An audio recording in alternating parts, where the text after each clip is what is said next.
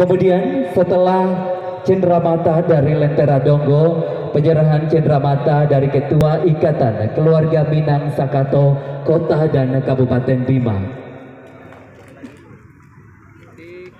Dan penyerahan cenderamata yang keempat oleh Ketua Sekolah Tinggi Pariwisata Soromandi berupa sajadah dari daun pandan, kain Bima yang akan diserahkan oleh Noval, mahasiswa Sekolah Tinggi Ilmu Pariwisata Soromandi Bima.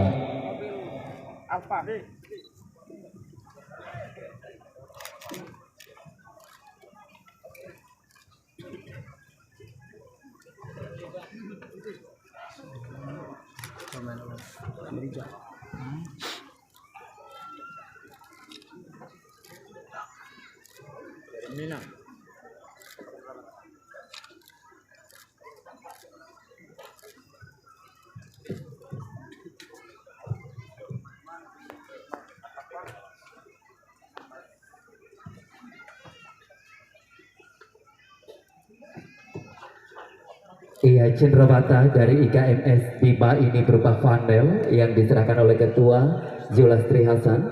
Baru saja kita saksikan bersama.